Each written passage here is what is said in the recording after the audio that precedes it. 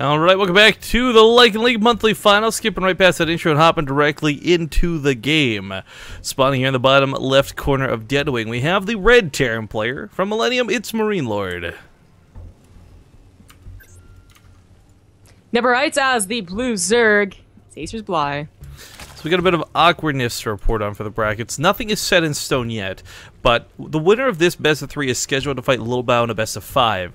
However, Little Bao is playing in the Kung Fu Cup European qualifiers, and they may, depending on how long brackets are delayed or when they get cast over there, he may have to forfeit this one. However, the way the Kung Fu Cup qualifiers have worked to date is that they cast every round of 8 match, they cast every semifinals match, so maybe there's a chance they work it out where Little Bao doesn't have to play until 4th or something like that, and we cast him first tier, so there's no conflict. Maybe, maybe not. I really don't know. But so hopefully Little Bao doesn't have to forfeit, because he is probably, I gotta tell you, look at the brackets, my favorite player to win this from what's left.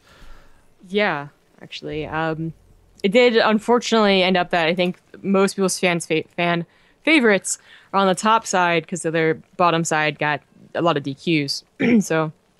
Even Lycan, probably the other friendliest face that we know, has been knocked out by DMC, so no Lycan Zergling rematch. Thank God.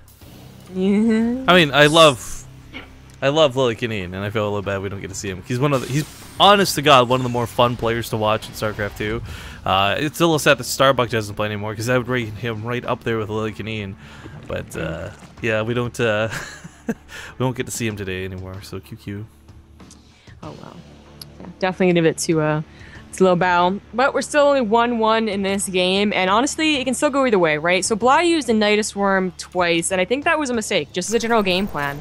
You're gonna start looking around for that Nidus Worm, and it was not that great of a map to do it on anyways. It really felt like rolling the dice, to be honest with you. Like, that's the best thing I could think about. Like, game 1, okay, great, you rolled 12s. Game 2, you got Snake Eyes. You know, it didn't really work out for him, and maybe this time around he goes for a different strategy. Maybe he tries it a 3rd time in a row. I mean, Deadwing is a big map, but I gotta tell you, I would love to see Bly try and play something more akin to just mass Lings and Mutas, than go for Roach Nidus Worm again.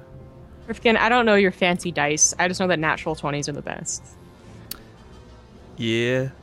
Yeah. Anyways. Oh, you're talking dice. Never mind.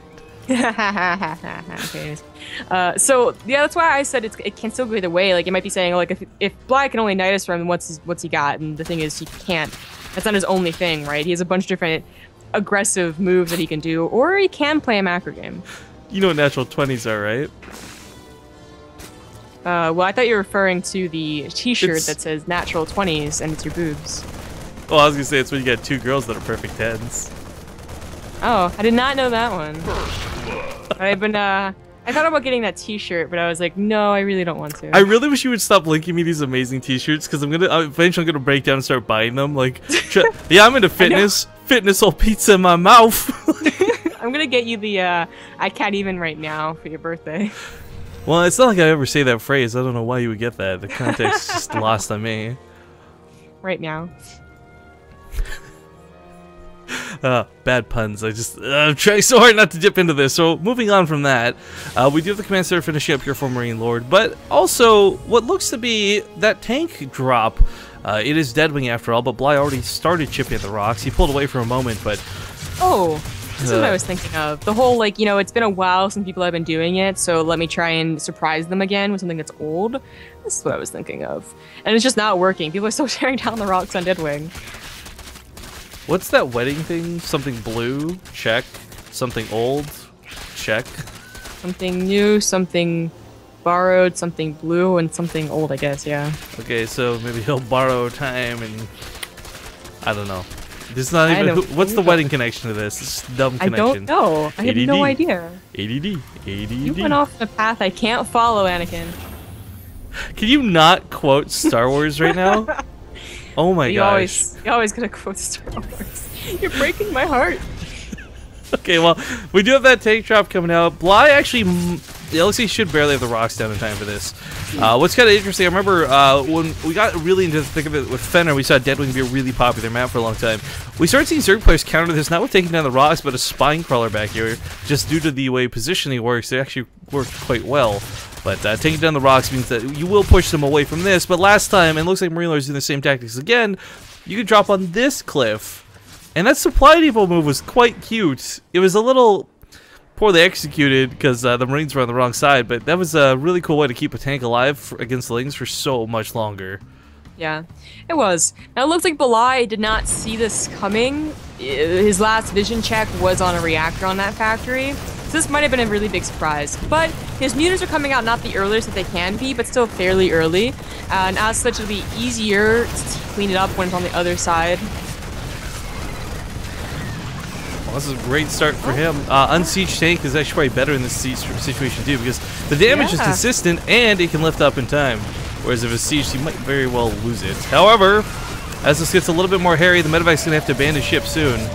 Doesn't get much out of this. I thought he was just gonna give up trying to go over there and do what he's doing now, but he got some good damage done. Unfortunately, a lot of it was not that many Lings and mostly just a lot on the hatchery, but not quite a kill. But with the mutas coming out, this tank positioning shouldn't delay mining for that much longer. But there's a lot of mining going down. There's even workers right now. I actually really like that. Not only does he have the SV here to repair the medevac, right? The Viking was brought for that vision in case the medevac got sniped off. Hellions running over towards the tank to keep it alive, and also elevated those over with that medevac. Marine is heroically taking on the Queen despite the friendly fire that the Marine is suffering. No! There's 25 larvae. He finally used some of it in those mutas, and he's banking so many minerals. Like, he could have been making so many more drones, but I think he knew that they would just not be able to mine on the third anyways, so why bother? Spire's not scouted until just now, so sadly, MarineLord's time on that cliff is coming to an end. But it's not like he slacked behind this. He doesn't have a big army right now because he was getting his production set up. And with the Raxus finishing here soon, he should be able to produce Marines and not die to a straight-up mutalist counterattack.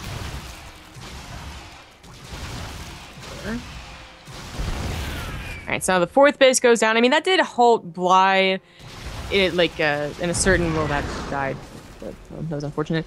It did halt Bly's macro game, right? He couldn't make the drones that he wanted to. He was picking up quite a lot of money. The fourth base was a little...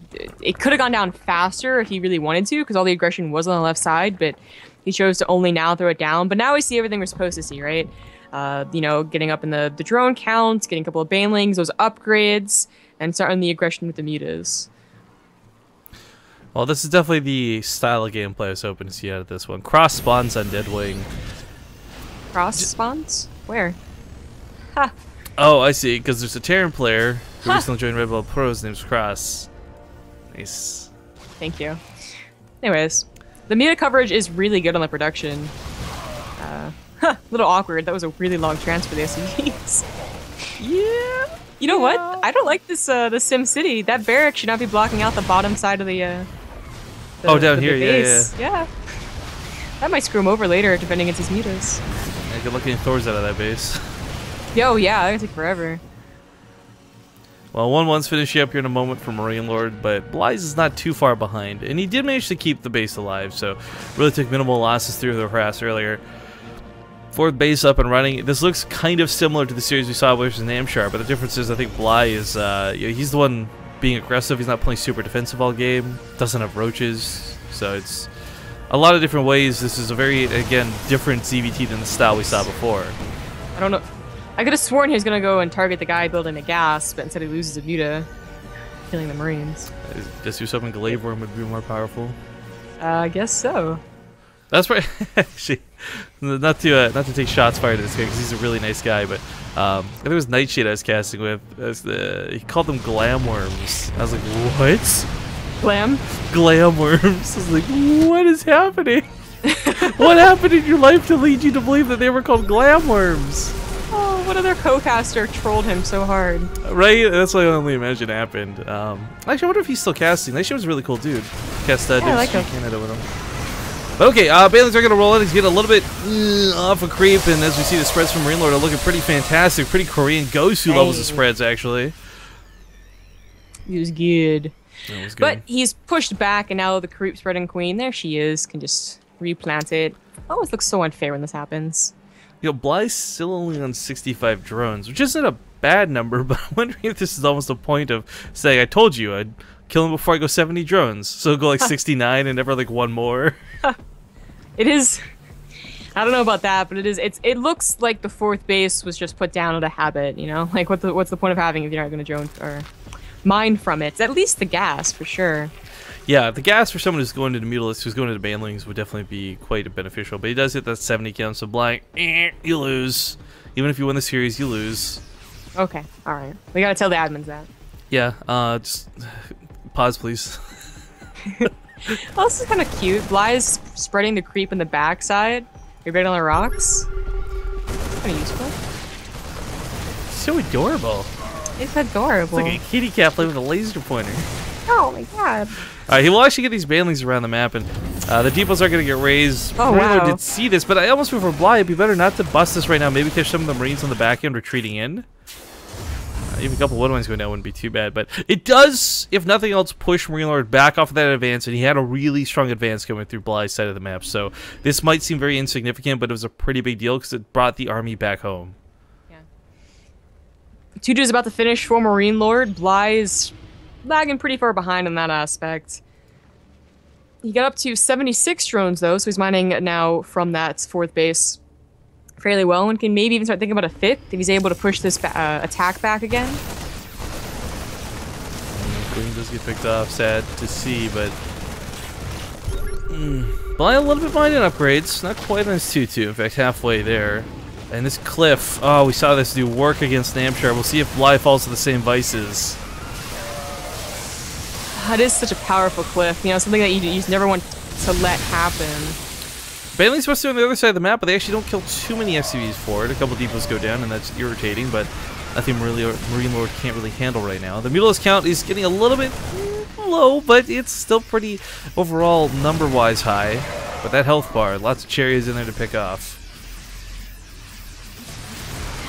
Without that creep spread, it's like, it's gonna help, then it's gonna not. Then it's gonna help again, because he hasn't cleaned up the 2 creep tumors on the left side. He did that, then they have a lot of room off the free. Oh, there he goes. Well, the Mutalists are being handled pretty well here. They do have level 2 weapon upgrades, so the damage they're dealing is pretty much exactly what he needs, but it is this spread combined with the cliff that's making this so difficult. He can't just move the Banelings in as well. He doesn't quite know what that Woodmine count looks like, so maybe with the Overlords can start sniping these off and get a bit more free reign to actually engage. I don't know. It's gonna be tough one way or the other. The only thing that would make this better for MarineLord is a Thor or 2 in there, and the Mutas would never be able to help out at all. Yeah, they would never be able to clump like they have been consistently here. That would be devastating, actually. Even a couple of Woodmines next to the cliff wouldn't be too bad, covered by the Marine fire. Very much so what we saw on Merry-Go-Round when it was still in the map pool. Yeah, that was a hard map to get a 4th on. They still have that in Pro League, so that's why I even remember it was in the map pool. The 2-2 finally finished for Bly. If he's gonna attack, it's gotta be soon. And then MarineLord's gonna have 3-3. Oh, that medevac was at 1 health, 2 health. Thanks for that 1 armor upgrade. And people say that's not worth it. They'd Right? rather the attack. Well, I mean, I don't think anyone really says that. They say it. You said it once, where it's gonna help out the Thors more. Okay, well, this is finally starting to get cleaned up. The Mutalist count is getting a little bit crazy, but that Marine count, it's less worried about the Banelings. There's no directly chasing into this. In fact, what's he up to? 22 Mutalists is really not too bad, but dealing with the Marines, as time goes on, it's going to get more and more difficult. That 3-3 is about to finish. It's gotta be, it's his time, man, it's his time. Behind this, MarineLord is able to get enough money to go ahead and get a 4th. You know, it's kind of late, so he was really piling on the pressure on 3 bases, but if he gets a 4th down, it's gonna be so hard for Bly, because his 5th isn't coming down anytime soon. Oh, nice pickup. I think that had about 4 Marines in it. Baneling's going to roll in and try and get some of these Marines. You know, Bly's holding the cliff, and what I find most impressive through all this is he is still mining on this base. He didn't completely abandon ship. You know, 4 mineral patches, the gas. It seems insignificant, but it's rather impressive. I do wish he would try and take another base, though, because just somewhere else to go to is a plan B. But that being said, the Marauders are positioned quite nicely. MarineLord's army is on 3-3 upgrades. He's got 132 army supply. Bly is stuck on layer tech with a couple more Mutalisks coming out. Thank God MarineLord doesn't have Thors, because that would be a direct counter to everything Bly has going for him. Yeah, it's gotta... You gotta start questioning, okay, so this is what I was about to bring up.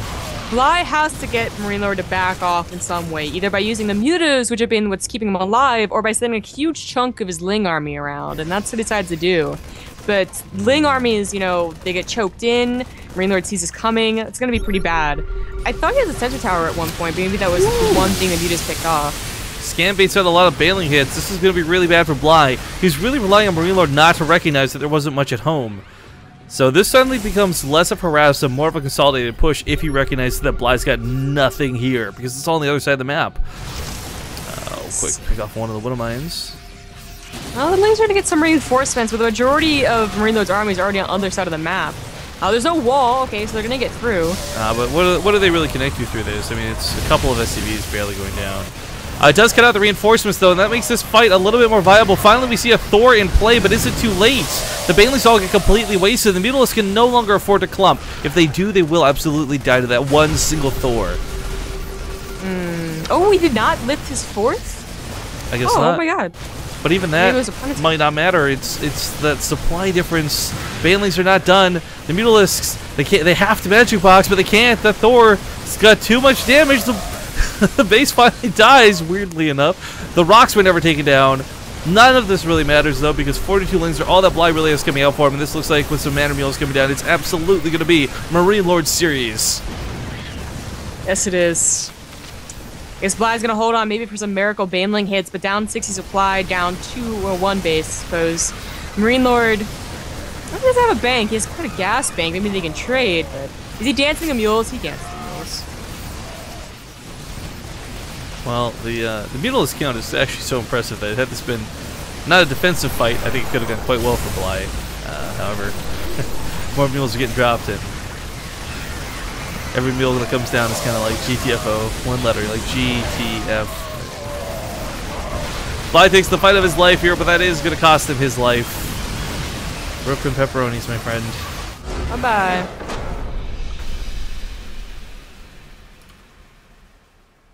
All right, well, series goes to